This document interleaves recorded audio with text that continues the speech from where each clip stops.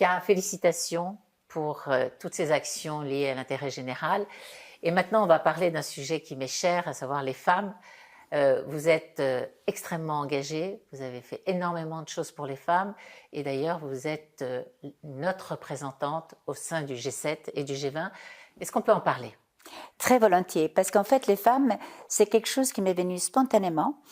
Je me suis toujours appuyée sur les femmes pour être efficace et pour réussir.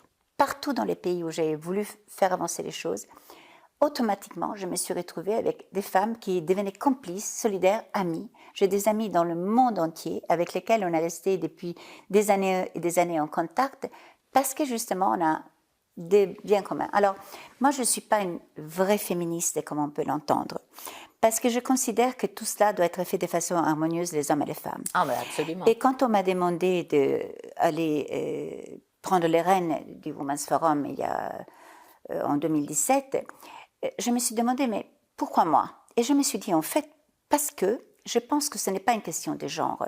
C'est parce que moi, ma contribution va être de faire en sorte que les femmes soient là où le monde en a le plus besoin.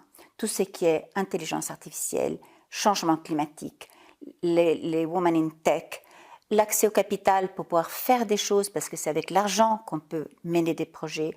Bien entendu, tout ce qui est aussi la justice pour que les femmes puissent réunir. Mais c'était plus, pas pour protéger et aider les femmes, c'était plus pour que les femmes jouent pleinement le rôle. Vous savez, on est en train de vivre une polycrise incroyable. Dans tous les domaines, on a besoin de tous les talents. Moi, je dis toujours dans mes interventions, quand un général veut gagner la guerre, il fait appel à tout le monde. Et nous, on laisse de côté moitié de la planète. C'est juste du gaspillage. Donc, c'est ça qui m'anime. Et c'est ça que j'ai toujours essayé de faire en sorte que les femmes puissent avoir les mêmes opportunités, les mêmes occasions que les hommes pour pouvoir, les mêmes compétences, les mêmes assets, les mêmes atouts pour pouvoir être là où je suis. Je me suis beaucoup occupée d'investissements internationaux et j'ai vu souvent comme les femmes avaient une vision à long terme pour investir, pour avoir des projets qui avaient un impact, peut-être plus que les hommes qui sont plus court-termistes. Et ça m'a beaucoup, beaucoup influencée. Et donc, c'est vrai, j'ai la chance, le privilège, de façon bénévole, je tiens à le dire, de représenter le secteur privé au G20. Et au G20, vous savez, on fait des choses très utiles. Le G20, c'est quand même 80% de la richesse du monde. C'est des pays très différents. Mais je vous donne juste un tout petit exemple. Il y a 2 ans, c'était la présidence indienne. Et nous avons mis comme centre de tous nos travaux l'éducation STEM comme le catalyseur, comme le facilitateur de tous les leaderships féminins.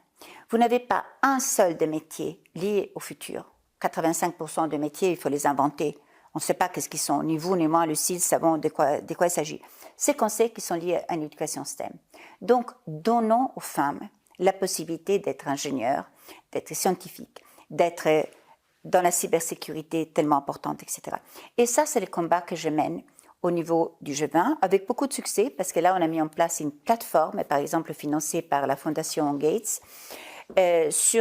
complètement gratuite, qui permet à n'importe qui, en 120 langues, de s'inscrire et apprendre à coder, apprendre à avoir une formation, etc. Donc, vous voyez, on fait des choses utiles. Au niveau du G7, par exemple, actuellement, c'est sous présidence italienne, je me suis concentrée sur quelque chose qui me tient vraiment beaucoup à cœur. Paix, sécurité sont liés aussi au rôle que les femmes peuvent jouer. C'est pour ça que vous mettez beaucoup en lumière les femmes politiques et vous encouragez les femmes à rentrer en politique. J'encourage beaucoup les femmes à rentrer en diplomatie, à être aux tables de négociation. Il faut qu'il y ait des femmes aux tables de négociation, en politique, parce que c'est là où on a le pouvoir de faire avancer les choses.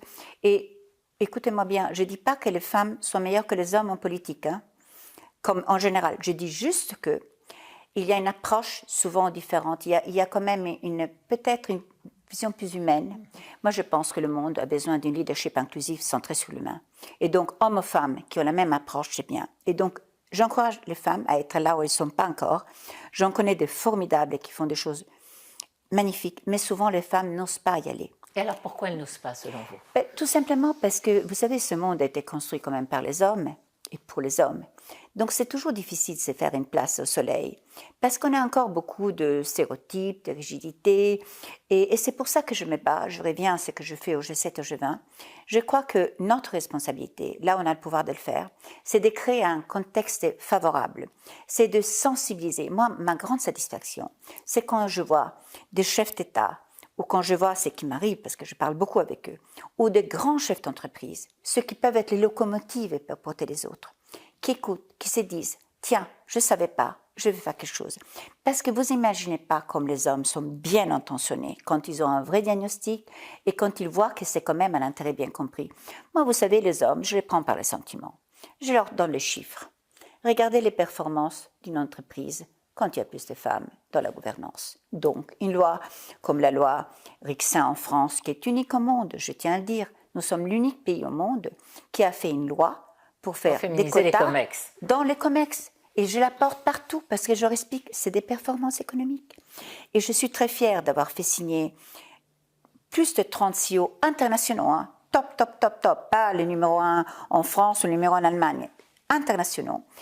Pendant le G20 en Italie, je les ai fait signer une charte extrêmement engageante qui s'appelle Zero Gender Gap, avec même promotion, mais vraiment engageante, hein, pas des quotas, mais bien pire.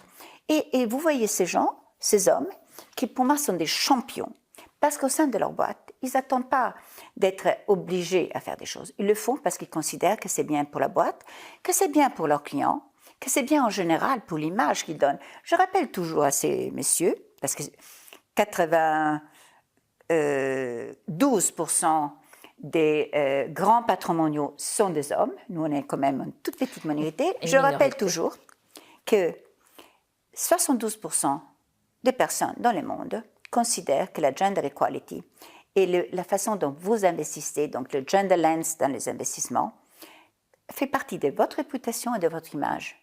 Donc, une entreprise qui ne tient pas compte de ses clients et de comment attirer les talents dans l'entreprise, ne tient pas compte du gender equality, est juste suicidaire, parce que le monde est comme ça.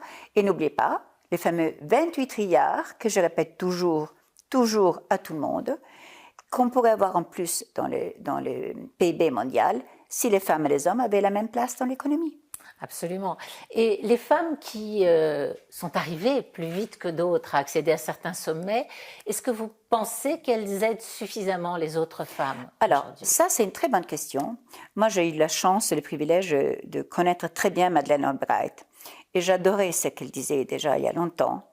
Il y a une place en enfer pour les femmes qui ne s'entraident pas. Et malheureusement, plus le pays est développé et plus je vois des femmes qui se disent « j'étais la première, j'étais l'unique, j'étais la meilleure, je veux la rester ». Donc il y a un travail à faire. C'est du travail à faire et je pense que c'est une question… Alors moi je les comprends, elles ont tellement eu du mal pour y arriver. Moi je viens, ça fait 47 ans qu'elles travaillent. Je vois le parcours qu'on a fait, combien on s'est battu, combien on a fait des choses titanesques pour arriver là où nous sommes. Donc elles se disent, pourquoi moi je fais tellement d'efforts et les autres arrivent parce que nous on leur ouvre les portes. Donc je comprends, c'est humain. Par contre, qu'est-ce que ce serait mieux si on s'entraidait? Qu'est-ce que ce serait plus fort? Moi, toute ma vie, j'ai trouvé que c'était la plus belle satisfaction de pouvoir s'entraider. On va finir sur ce thème, sur cette très belle phrase et on se retrouve tout de suite.